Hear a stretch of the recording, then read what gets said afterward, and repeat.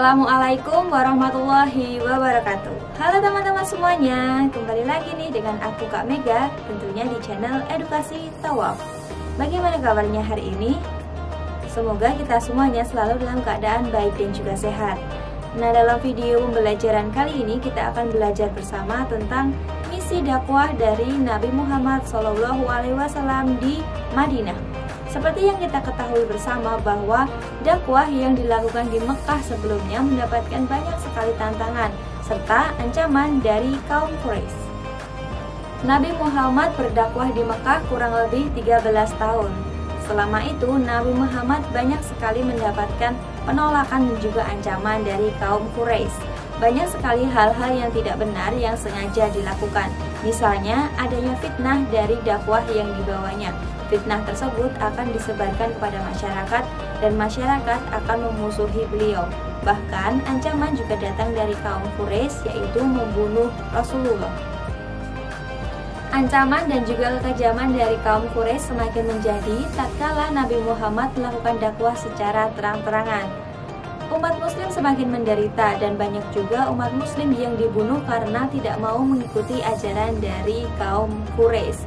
Maka dari itu Rasulullah memutuskan untuk hijrah ke Madinah dengan tujuan agar umat muslim mendapatkan kehidupan yang lebih baik.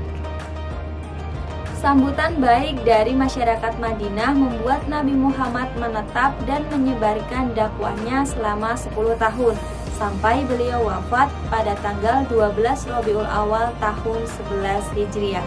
Misi dan strategi Nabi Muhammad SAW dilakukan di berbagai bidang, mulai dari bidang agama, sosial, hingga ekonomi.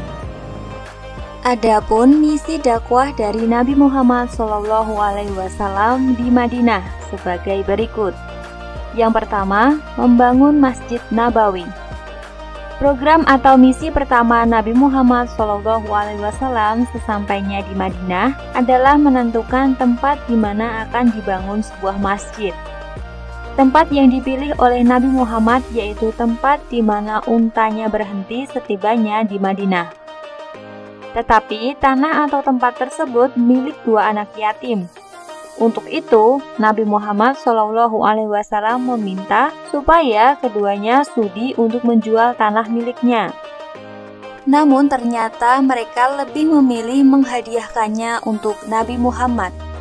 Tetapi beliau tetap ingin membayar harga tanah itu sebesar 10 dinar. Dengan senang hati Abu Bakar menyerahkan uang kepada mereka berdua. Pembangunan masjid segera dilakukan dan seluruh kaum muslim ikut ambil bagian. Akhirnya berdiri sebuah masjid berdinding bata, berkayu batang kurma, dan beratap daun kurma.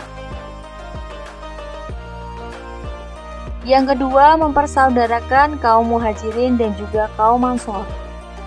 Tujuan dari Nabi Muhammad SAW mempersaudarakan kaum muhajirin dan kaum ansor yaitu untuk menambah teguhnya persatuan dan memperkuat hubungan persaudaraan umat Islam.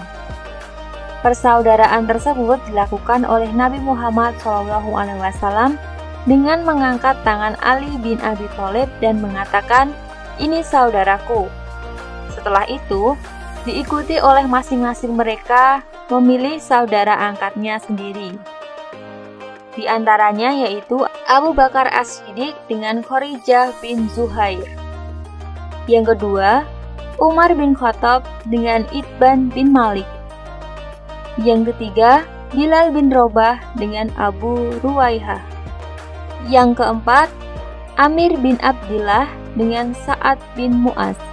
Dan tentunya masih banyak lagi. Yang ketiga ada membuat piagam Madinah. Selanjutnya Nabi Muhammad SAW merumuskan piagam yang berlaku bagi seluruh kaum muslim dan kaum Yahudi. Piagam Madinah inilah yang oleh Ibnu Hisham disebut sebagai Undang-Undang Dasar Negara dan Pemerintahan Islam yang pertama. Melalui piagam Madinah, Nabi Muhammad SAW mencoba untuk mengganti tatanan masyarakat Madinah yang cenderung tidak peduli terhadap kelompok lemah. Isinya mencakup tentang peri kemanusiaan, keadilan sosial, toleransi beragama, bergotong royong untuk kebaikan masyarakat, dan lain-lain. Akan tetapi, Piagam Madinah ini hanya berlaku sebentar saja, sebab orang-orang Yahudi tidak melaksanakan peraturan yang telah disepakati, bahkan secara terang-terangan melanggar kesepakatan tersebut. Yang keempat yaitu membangun sistem ekonomi Islam. Kegiatan ekonomi menjadi sarana pencapaian kesejahteraan. Nabi Muhammad SAW memperkenalkan sistem ekonomi Islam. Hal ini berawal dari kerjasama antara kaum Muhajirin dan Ansor. Nabi Muhammad SAW bertekad memajukan dan membangun sektor ekonomi dan perdagangan masyarakat Madinah dengan cara: yang pertama, membangun sistem ekonomi Islam. Yang kedua, memerintahkan suami bertanggung jawab mencari nafkah. Yang ketiga, memerintahkan umat Islam untuk bekerja. Yang keempat, melarang umat Islam untuk mengemis. Dan yang kelima, umat Islam diperintahkan untuk memenuhi kebutuhannya sendiri. Semenjak Nabi Muhammad SAW hijrah ke Madinah, masyarakat Madinah dalam kehidupannya berubah drastis. Sahabat Nabi Muhammad SAW dari kaum Muhajirin bahu-membahu dengan penduduk lokal dari Madinah, yaitu kaum Ansor, dalam membangun kegiatan ekonomi. Dalam waktu yang relatif singkat, perekonomian mereka berkembang dengan pesat. Kurang lebih 1 tahun setelah mereka hijrah ke Madinah, umat Islam terutama kaum Muhajirin yang tidak membawa harta sepeser pun kini mendapatkan penghasilan yang lebih untuk keperluan konsumsi dan juga produksi. Nah, itu tadi merupakan materi tentang misi dakwah dari Nabi Muhammad SAW di Madinah. Semoga materi kali ini bermanfaat ya teman-teman. Jangan lupa like, komen, dan share video ini ke teman-teman kalian semua. Dan tentunya jangan lupa subscribe channel Edukasi Tawaf ini ya. Terima kasih. Wassalamualaikum warahmatullahi wabarakatuh.